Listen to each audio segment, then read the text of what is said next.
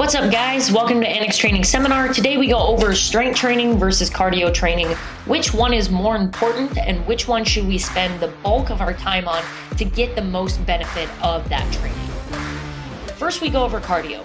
Really to dig deep into the energy systems, we have three different energy systems our body can utilize. The first one is going to be our phosphogenic. This is any sort of effort that takes you from 0 seconds all the way to 12 seconds. Just think of this as like an all-out effort sprint. During this time, we produce a chemical in our muscles that's known as ATP. Now, the way I think of ATP is if you are a video game character, okay, and you're walking along this video game, you have full life, and all of a sudden you get hit by a fireball, and all of your energy starts to deplete. Okay, eventually, over time, as you miss the rest of the fireballs, as you duck and dive around turtles, clearly I'm thinking of Mario, as you continue to do that, the less effort you take getting hit by things, the less strikes your body takes, the more that energy is going to slightly build back up until it's full once again. That is your body's ATP. So if I go out for an all-effort sprint, obviously my energy is going to drain quite substantially. So I'm going to be down in the dumps. After that, it's going to slowly build itself back up, and eventually I'll have that energy again, so I can go for another sprint and have the exact same results as that first sprint. Now, thinking of this in terms of strength training, anytime that you lift a weight, so let's think of Olympic lifting. Anytime that you clean, it's going to take a substantial amount of power and energy as that weight begins to build. At 50%, it's not going to take that much energy, but somewhere around 80 to 90%, you're going to have to use really everything you have to get that weight up to your shoulders. Then it's going to take a substantial amount of time of rest to get that weight to be able to move at the same speed, at the same rate once again. Since this is such a short duration, our body doesn't have to utilize oxygen in that period of time. Secondary energy system is something that's known as glycolytic. So after the max power declines, let's say you go out for a sprint and then instead of stopping and resting, you now take that pace a little bit lower and you continue to jog. Anywhere from that 12 to 50 seconds, that is your glycolytic window. So we have the phosphogenic window, which is very, very short duration. Then we have the glycolytic, which is still short duration, but it will take us on a little bit further than that initial sprint. This results in lactic acid accumulation, a decrease in power, and also eventual muscle fatigue. So we're not quite at a very slow jog pace. This is still a relatively fast pace, not something that you could hold or maintain pace for over 1 minute. Now, again, taking this into consideration with weightlifting, this is going to be somewhere around 80 to 90% of your maximal heart rate. So you're going to have to be going relatively hard, relatively fast for a longer period of time. This is where our CrossFit Metcons take place. Anywhere between this time frame when you are going relatively fast, relatively hard. At this point of time, your body needs oxygen, but we're going to be going so fast that we actually outpace our body's supply of oxygen. We're going to turn towards additional energy outlets like phosphocreatine to use as fuel for explosive contraction of muscle. So rather than utilizing oxygen, which we're losing and we can't supply enough of at this rate, we have to turn to other sources. Our third window is our aerobic window. This uses oxygen to fuel the breakdown of carbohydrates. So this is why it's so important to actually eat carbs while you are maintaining a good exercise program. If we don't have carbs to turn to for more energy, our body doesn't understand where to get energy from. Once we burn up all the carbohydrates that are readily available within inside of our muscles, we then turn to fatty acids. If that exercise lasts longer, we then finally will turn to protein as a sense of energy. Think of aerobic as your moderate to long intensity, long durations. This is going to be somewhere around 40 minutes and over. There are many benefits to cardio work. It improves cognitive functions. It allows us to think a little bit faster on our toes. We can actually tap into parasympathetic adaptations a little bit easier. So that's going to be the area of our nervous system that allows us to relax. It will allows our heart rate, our resting heart rate to decrease. It also allows our working heart rate to get a little bit lower as well. We're able to utilize oxygen better. We don't have to take in as much oxygen, and we're actually able to deplete our body of oxygen to utilize carbon dioxide a little bit more efficiently. Cardio work lowers blood pressure. It regulates our blood sugar. It regulates our blood sugar. It helps us sleep. It regulates weight. It boosts our mood. All of these things are extremely important to generally feel better. The last thing that not many people talk about is longer steady state cardio actually trains the eccentric portion of our heart. So if we think that we're this hyper anxious human being, this person who can't actually relax, all of that work is going to be concentric heart rate. So it's only going to squish the heart and make it pump really, really fast inside this really small vessel. If we don't train it to completely relax, think of what that does to our heart. So if you think of this almost in sense of a bicep, if I'm only contracting my bicep and I'm just working here, here, here, here, here, and I never let this thing fully relax or fully elongate, anytime I go to open up my arm, it's going to cause issues for myself. It's the same thing with the heart. We have to make sure that we train the heart to relax just as much as we train it to contract as well. Some cons of cardio. When most people think of cardio, we think of this as an accessory to weight loss. We think of, okay, if I just get on the treadmill a little bit more, if I go for runs a couple more times a week, it will help in my fat loss. If we use cardio almost as a punishment system for I ate like crap this weekend, I have to do more cardio, it's not going to be a beneficial addition to your programming. So what happens when we do too much cardio, our metabolism actually becomes over efficient. If you think of marathon runners, if they are only running, wouldn't you think that they would just keep losing body fat or just keep losing body mass? Because they're doing so much cardio, so that must mean that they're burning all of these calories and all of this body fat. But what happens is their metabolism actually becomes over efficient. So whatever they eat, your body actually ends up storing more to utilize for energy because it doesn't know how long your next cardio bout is going to be. Your body will adapt to extra cardio training. It will actually begin to burn fewer calories for the same amount of work that you just put in week to week. As you continue to do cardio, your body will eat away at muscle because it actually takes a lot of energy to keep muscle mass on your body. So if you're not training muscle to build, if you're not training it to constantly get thicker in mass, your body's just going to burn through it because it takes too much energy to keep that muscle. So if we have less muscle, our body's not going to burn as many calories at rest. If we're not burning as many calories, our metabolism is going to decrease, and it actually opens us up to the world of obesity, diabetes, and many other issues.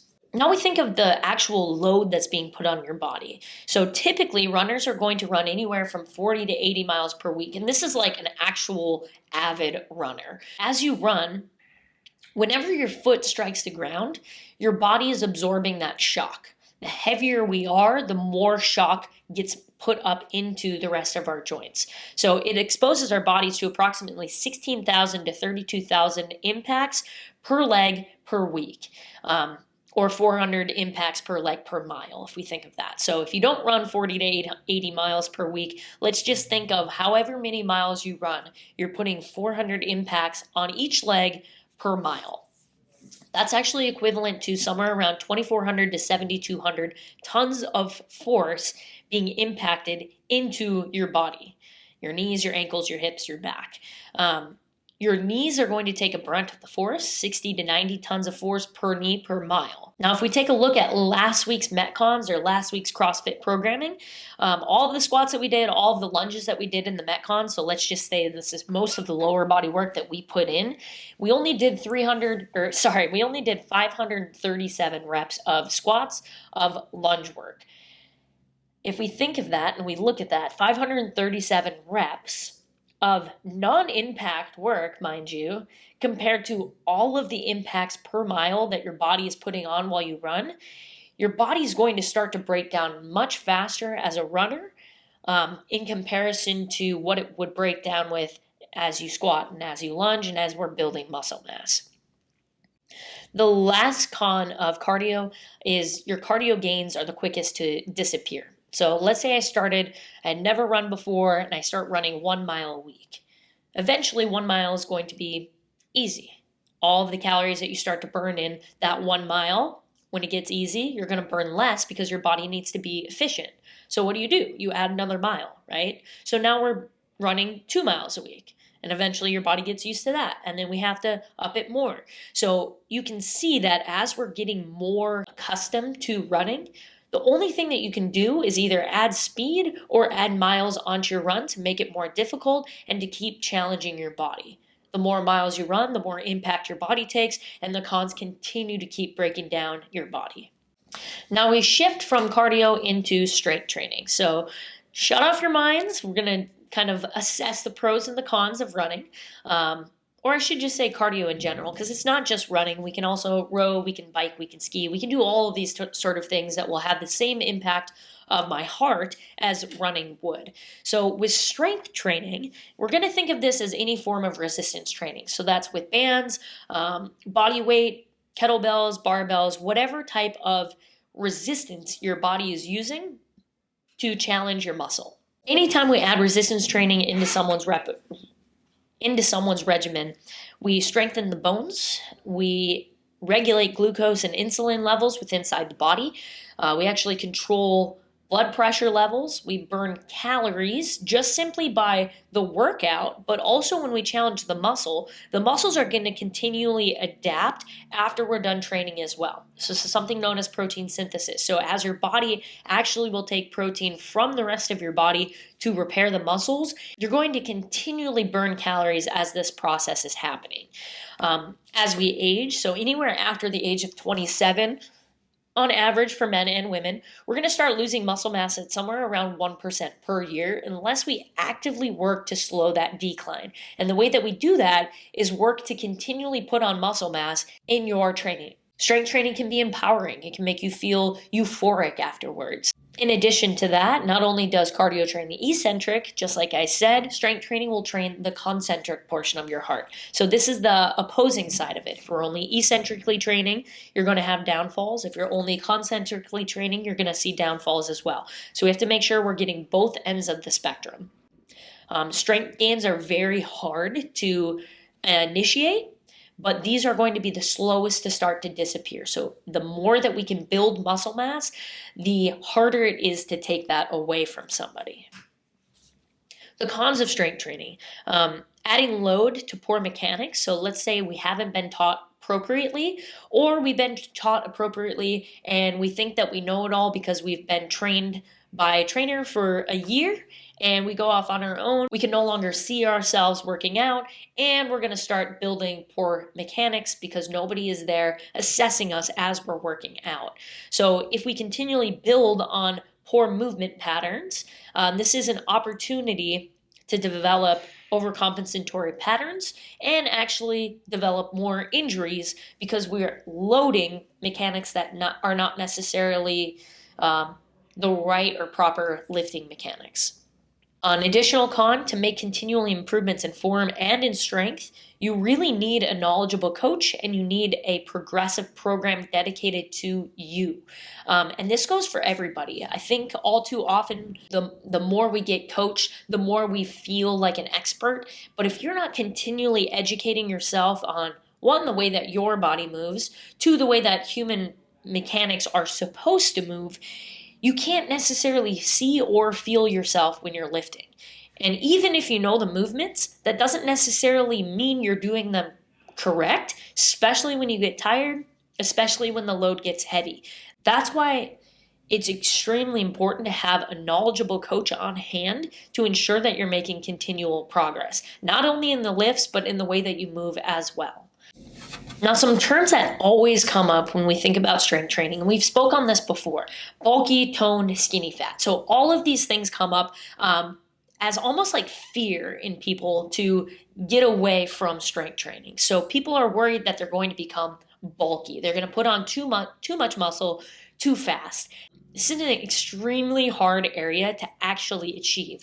You have to eat in a surplus. You have to make sure that you're actually lifting extremely heavy load very often to make sure that your muscles are actually getting larger. Being bulky doesn't take into consideration losing body fat. Bulky is muscle and fat making the appearance of being thick. Being toned, this is usually what people want to achieve. They want to look like they're muscular. They want to have that athletic, lean body. Now, if you are engaging in a strength training regimen at a gym on your own, you are building muscle mass, especially if you're getting in enough protein and your nutrition kind of supports what you're doing in the gym. Most of us have that toned look. It's just covered with body fat. And you could feel like you have good shape and you want to get toned. Adding more strength training isn't always the answer. Cleaning up your diet is going to be the number one thing that allows you to get that toned, tight, lean look that you're looking for.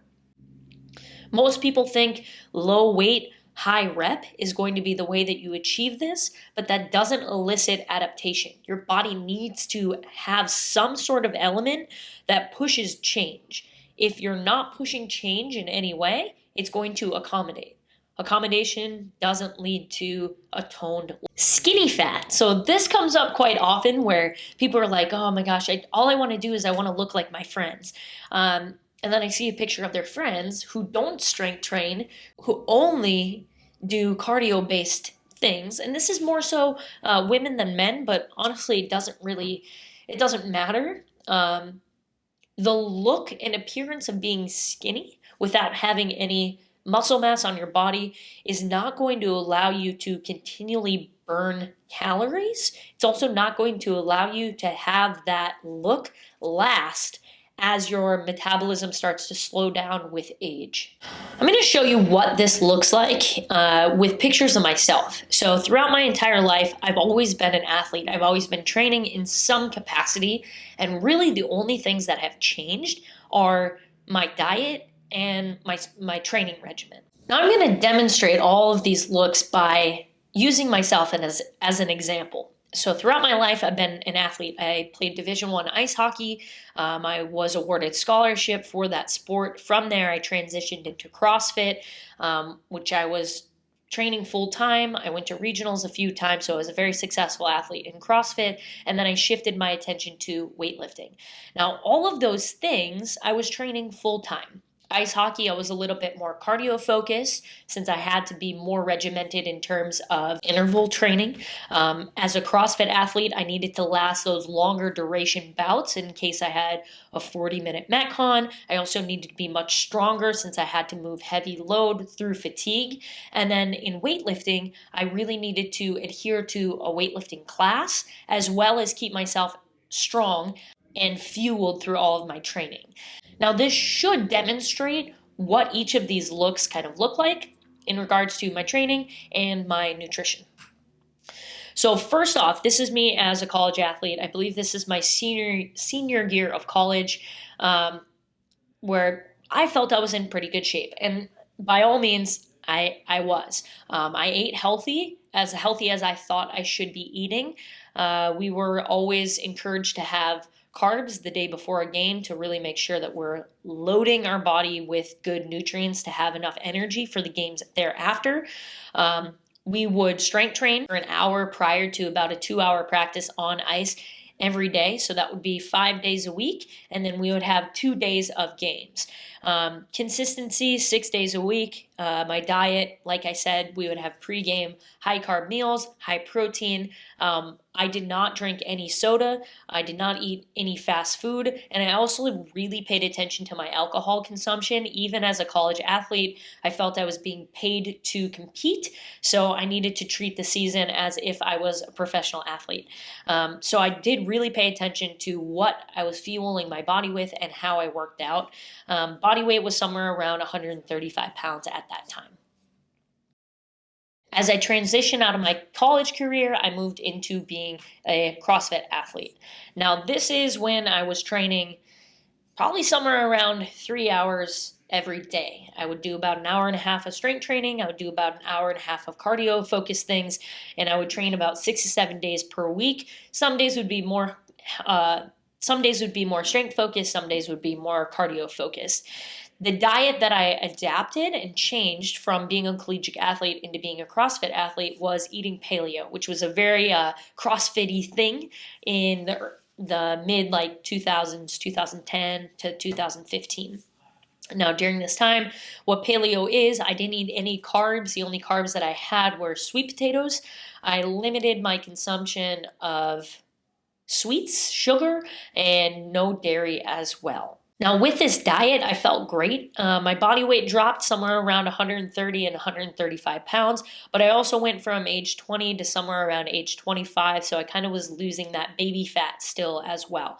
I felt great. I felt like I was in awesome shape, and I was super proud of my little tiny abs that I started to get. Now, as we move from CrossFit athlete into Olympic weightlifter, I transitioned immediately after making regionals and competing at regionals for CrossFit into Olympic weightlifting.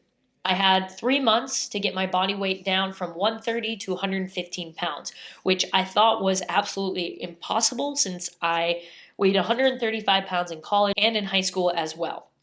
To do this, I was not allowed to do any sort of high intensity cardio. I was only allowed to do lower steady state cardio during that time because otherwise it would tire out my joints and my connective tissue, which I needed to be explosive and as fast as possible for Olympic weightlifting.